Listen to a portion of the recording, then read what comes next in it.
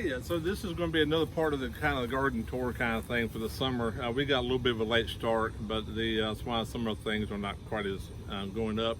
But in a way, I like the fact we started late this year because a lot of times in the last couple of years, by this time things are already kind of drying up and everything with our tomatoes and stuff, and it was kind of depressing. So it's kind of a unique situation we're here. But on the front part of our property, I want to focus on kind of the beds a little bit. But first, I do want to kind of point out this little experimental area. I did mention before the city of High Point, they have engineered topsoil is what they refer to. This was a test. The only thing I did is I threw some cardboard down to keep weeds out and put a big pile of engineered topsoil on top of it and put tomato plants in it. Didn't do anything else. And they've been there for about a month and a half. They have not grown. Not saying anything's wrong with this, but if you do use that stuff like we did in our beds, you definitely need to amend it with either compost or some fertilizer of your choice, organic, or if you want to go non-organic, with 10-10-10. But anyway, you'll see that stuff in our topsoil here. One other thing I'm kind of really happy about is what we did close to the street here. We put a 4-foot wide fabric, the ground covering, and about a 12-foot strip of it down over the winter just to kill the weeds off. And there is a few weeds there, some weeds in there, but most of this is actually the wildflower seeds that we planted, and we mixed it in with sunflower plants. The sunflowers are definitely taller than the wildflower. Some people would say you probably should use a shorter sunflower, but they're still happy, and it looks awesome. It's in the front of our property. Definitely attracts the bees and everything over here. So yeah, we got a whole row of those over there. All right, so this is the first raised bed that we built. As you can see, it still does have some of that bowing that's kind of happened in the middle there. We did kind of reinforce that a little bit, and also we did put the top rails on top of here. That did help out some with that. What we ended up planting in this one was mostly bush beans. You can see them here. My favorite bush bean is, if we have any, you see these are kind of purple. These beans are actually purple when they grow. Oh, here's one right here.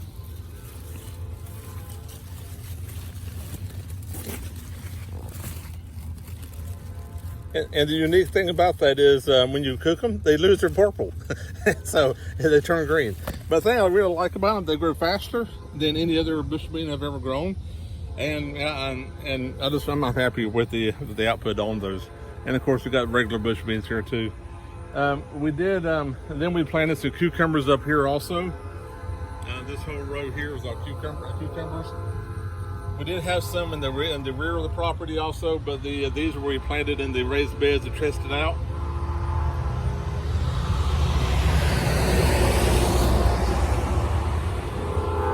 So far, these seem to be happier. We did plant them quite a bit later, about a month later than the ones in the back of the property, but they've almost caught up with the ones in the back of the property here. And they naturally started climbing and everything. They were really happy with this climbing up on the cattle panel. And these are just T-posts that we hammered in the ground, kind of like what we did with the tomatoes in the back. And the challenge is that we have logs. So you can see this one just sitting about a foot higher. There's big logs in the ground, and we can't move those logs. So I think that one's hammered into a log actually, but it's still fairly stable. And then we can just leave out there for things to grow up between it.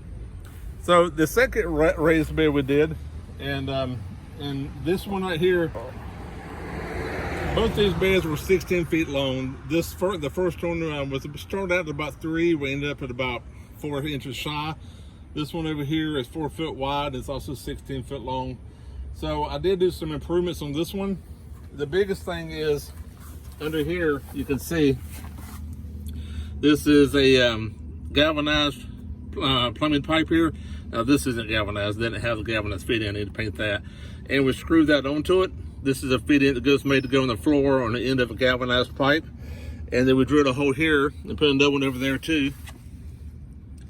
All right. And these run all the way across through here, all the way to the other side. Now, I do need galvanized so it's not going to be rusting. And on the other side also. And what that does is it creates more support to stop it from spreading apart. And I did notice that the top railing definitely helps out with the spreading of the bowing too. We didn't do that on the one over here first, and that's one of the reasons I felt like it bowed a lot as much as it did originally. But with the top rail and also the supports, I feel like that almost makes this one bulletproof. And you can tell we have 3 supports in the middle.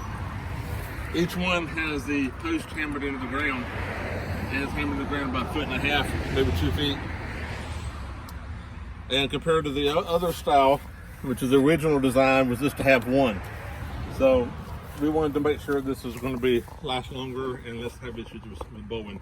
So we got a total of 4 supports on each side, 3 in the middle on each side also, on that there. And of course the top rail, I think that helps it from doing that.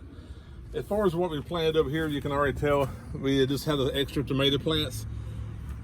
We are experimenting with the location of these counter panels.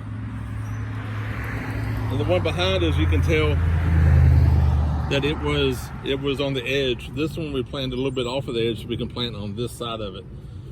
There is some over here on the other side. We have bush beans and one row of runner beans. That's going to be a challenge. We already know that because they're already starting to run up the line here, and they're going to be challenging the tomatoes. But we'll see what happens with that. It was actually a case of we're actually wrapping around the tomato. So yeah, not too happy about that. And we got some more. We got a couple of signs of blossom rot. We suffer with blossom rot out here. Every year we have to get some calcium additive, and we need to do that quickly. All Seems right. to be the ox hearts.